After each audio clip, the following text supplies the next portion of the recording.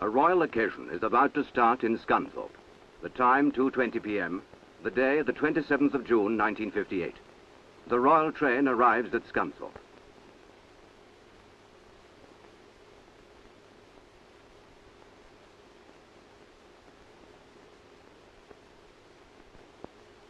Her Majesty and Prince Philip alight and are greeted by the station master, Mr. G.F. Franks.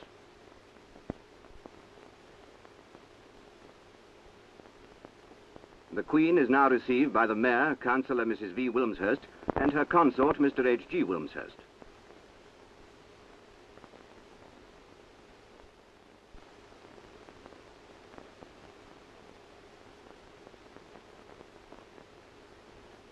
The Mayor now presents the Deputy Mayor, Councillor G. McQuaid, and Mrs. McQuaid. And the Town Clerk, Mr. T. Lister and Mrs. Lister, Mr. E. L. Mallew, Member of Parliament for the Brig Division, and Mrs. Mallew.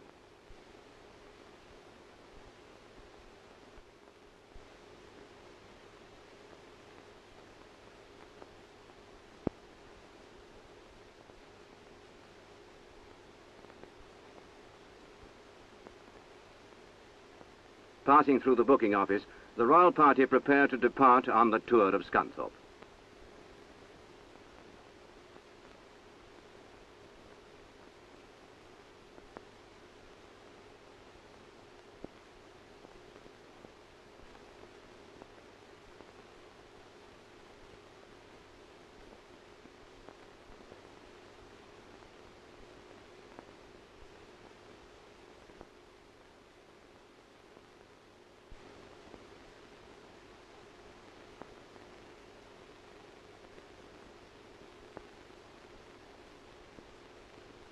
Her Majesty and Prince Philip are to visit the Civic Theatre, the Model Traffic Area, and the Technical College. The weather, unfortunately, was very unkind, but this did not diminish the enthusiasm of the crowds. At the Model Traffic Area, the Reverend R.W. Dudman, Chairman of the Scunthorpe Road Safety Council, explains it to Her Majesty and Prince Philip.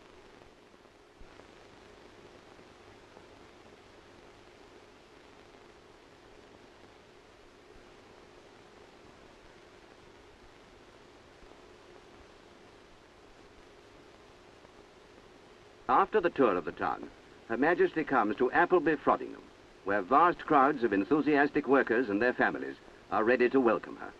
Arrangements were so made that workers and their families and every member of staff possible could attend this great occasion.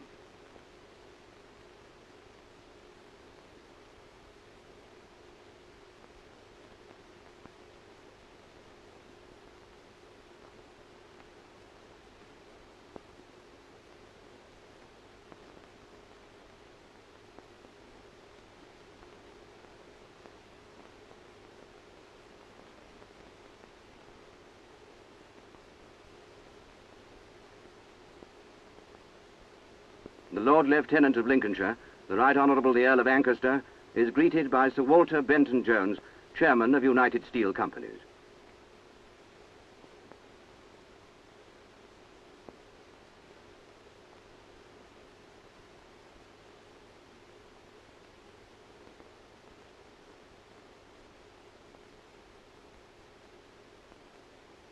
On their arrival, the Lord Lieutenant presents Sir Walter Benton Jones to Her Majesty and Prince Philip.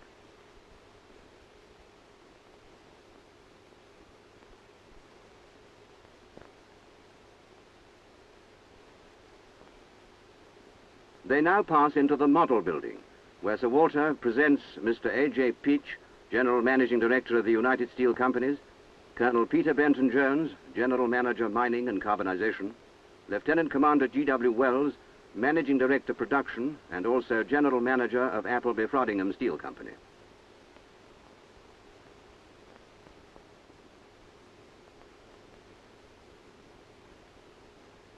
Commander Wells now presents the directors of the Appleby Frodingham Steel Company. Mr. K. Patterson, General Manager of the United Steel Structural Company, Mr. A. Jackson, General Works Manager, Mr. C. E. Edwards, Commercial Director,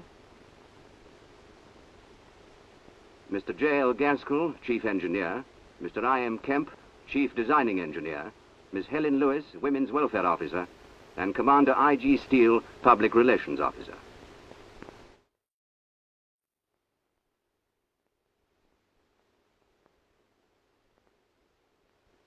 After the same people have been presented to Prince Philip as well, the Queen and Prince Philip are then shown the working models of the various processes carried out at Appleby Frodingham.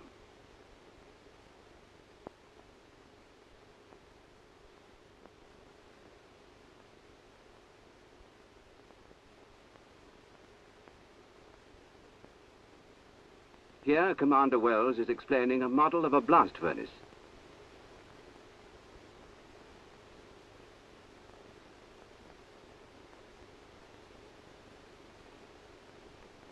Outside, the crowds are expectantly awaiting the departure of the royal party on their tour of the works.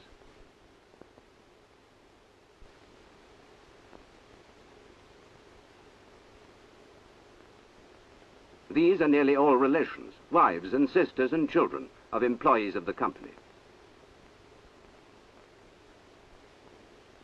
And this one must surely be the youngest spectator present.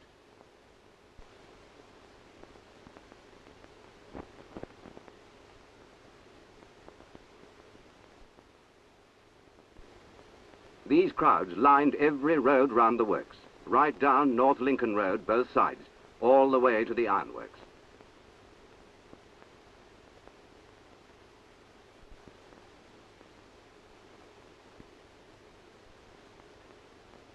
The Queen is now passing the central laboratory.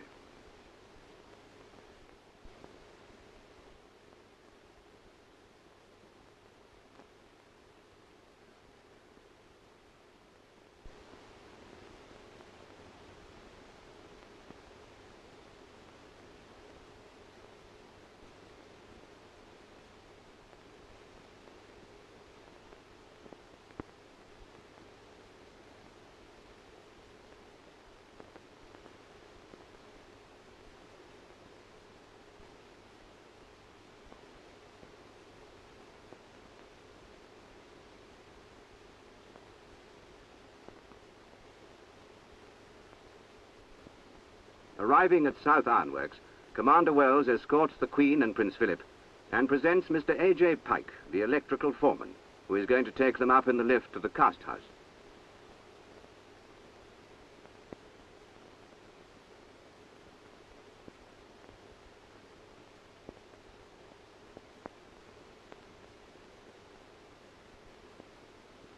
On reaching the cast house, Mr. G.D. Elliott, Ironworks manager, is presented.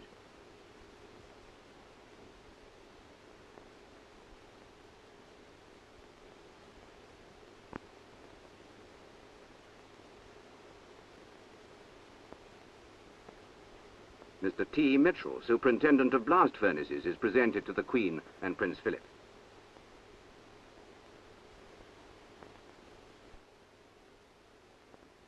Harold Wood, Keeper of Queen Victoria Furnace.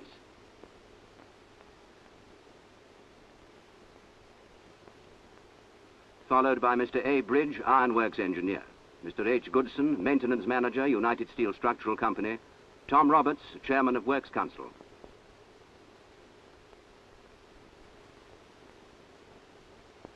And Mr. A. Birkinshaw, representing all the foremen at Appleby Frodingham.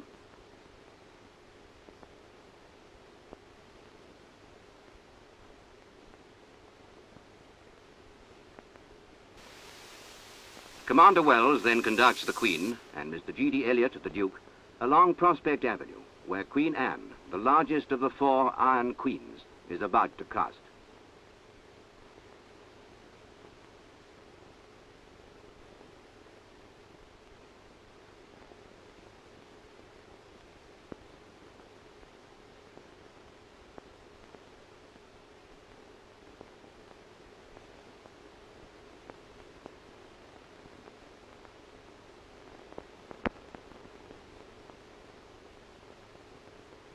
The royal party are now watching tons of molten iron cascading into 65-ton hot metal ladles.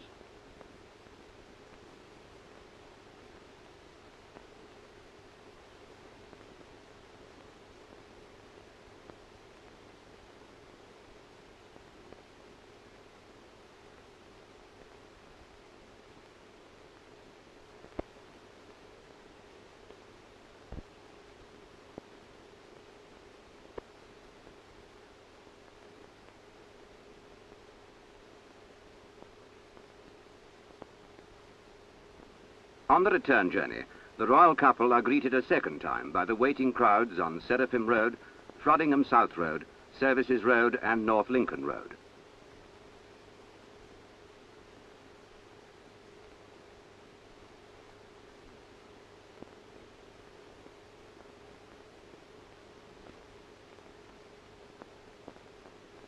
The royal car turns down Central Way to visit Frodingham Rolling Mills.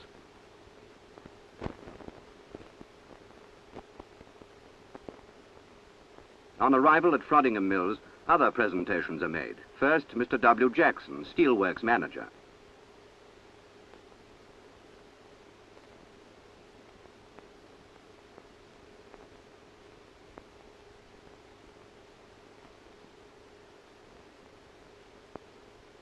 Commander Wells then presents Mr. J. McLaughlin, Mill Manager.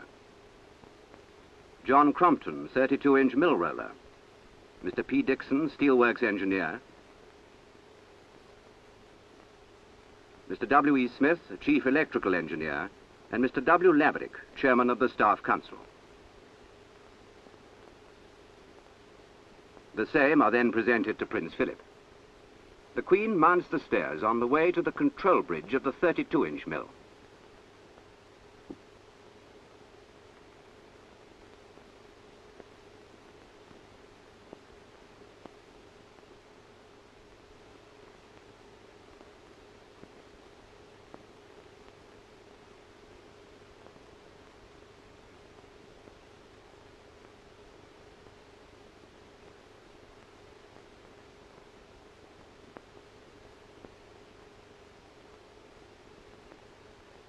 Mr. W. Jackson is now explaining to the Queen while the 42-inch cogging mill is rolling a 6-ton ingot into a bloom, while on the 32-inch mill itself, a 20 by 6.5-inch rolled steel beam is being rolled.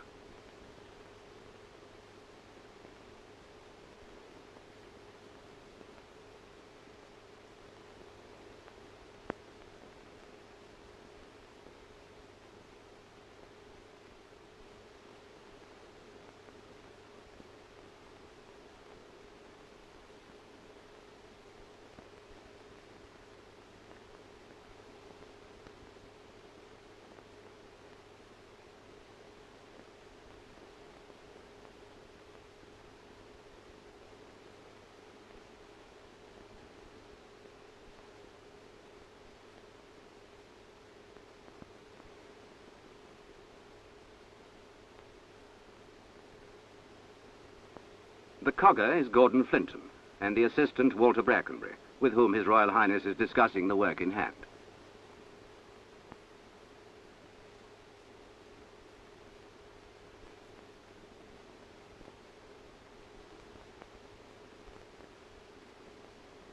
Passing along the bridge, where the first roughing rag driver is Neville Burley, the second roughing rag driver is Bill Palmer.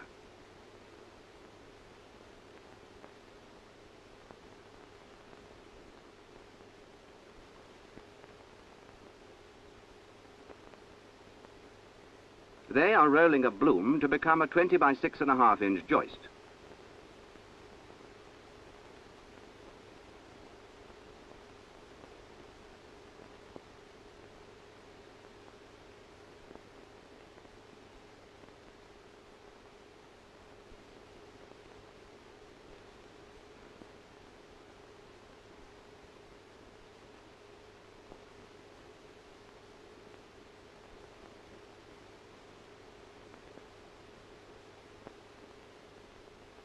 The Duke is now speaking to Bill Palmer on the second roughing control.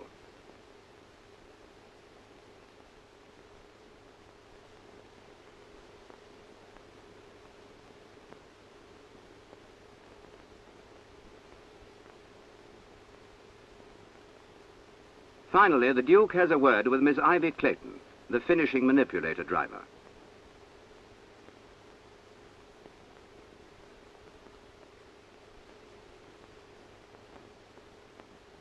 The royal party now leave the Frodingham Mills and drive past the entrance of the United Steel Structural Company, where again they are greeted by an enthusiastic group of employees and their relatives.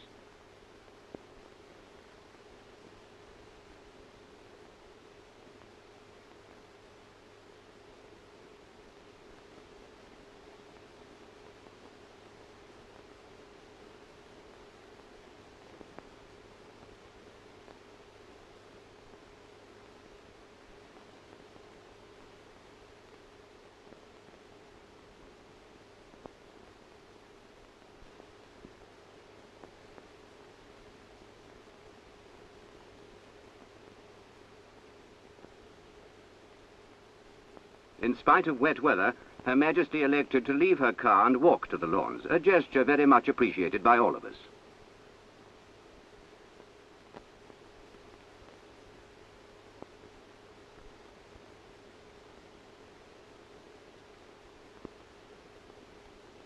On the way, Commander Wells presents Mr. T.P. Lloyd, Services Works Manager.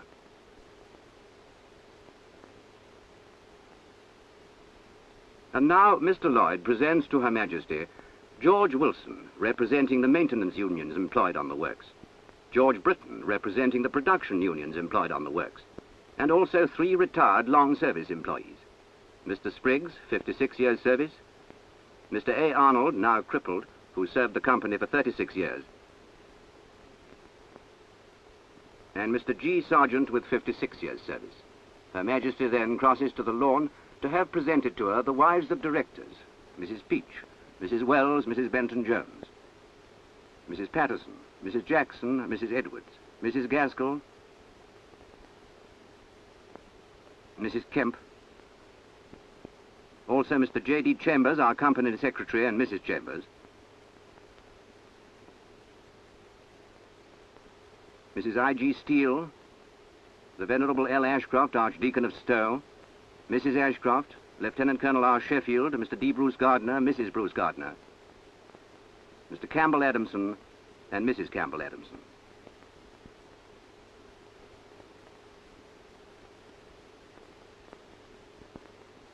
The Queen is then conducted to the Royal Pavilion, where Sir Walter Benton-Jones and Mr. A.J. Peach await her.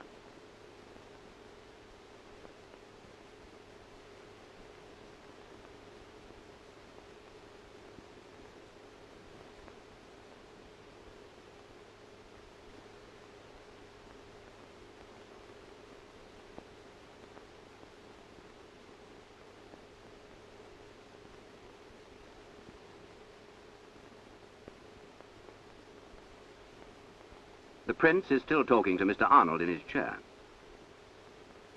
Mr. Jackson now accompanies him across and presents the wives of the directors and other guests.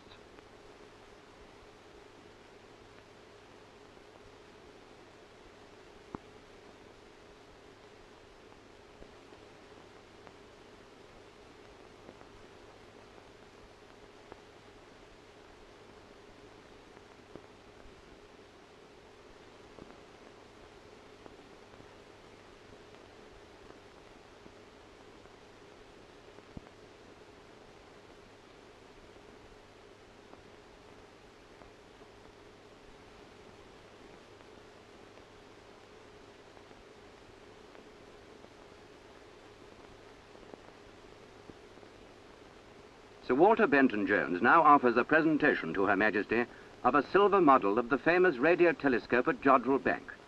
This giant instrument, designed by Mr. H.C. Husband, was fabricated and erected by the United Steel Structural Company for Manchester University.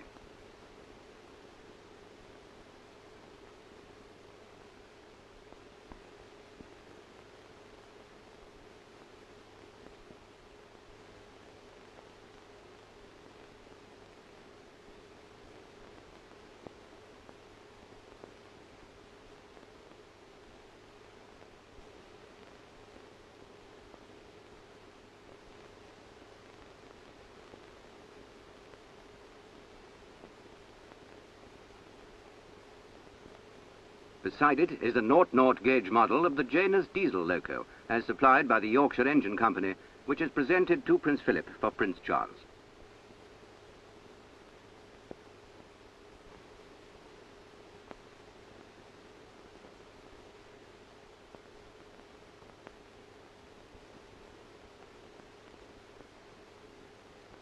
And now Mr. Patterson, General Manager of the United Steel Structural Company, is explaining in detail a larger model of the telescope.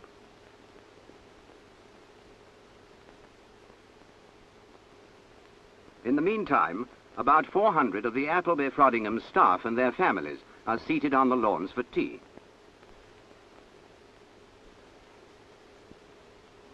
The royal party is having tea in the pavilion at the far end.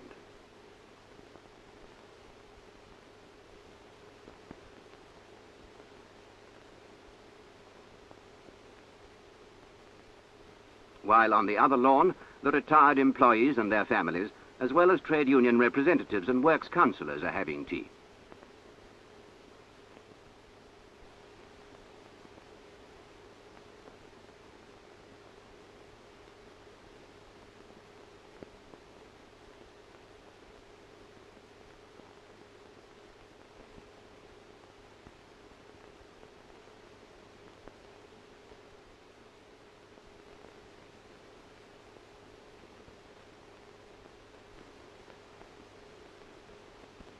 Before leaving, Her Majesty the Queen and Prince Philip both signed not only the visitors' book, but also photographs of themselves, which they kindly presented to the company.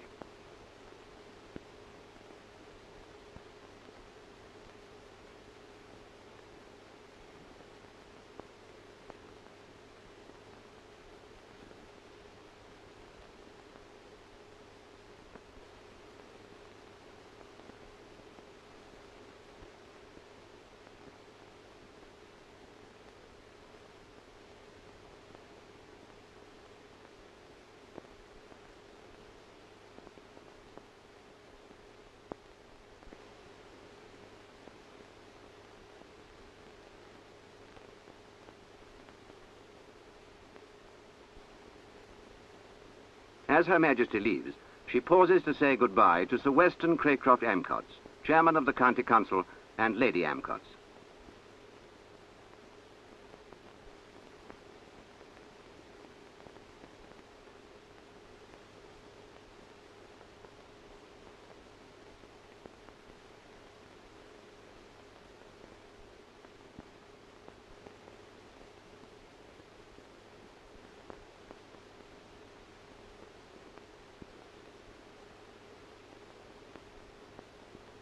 After passing through the line of assembled guests, Her Majesty the Queen and His Royal Highness depart by the Royal Gate.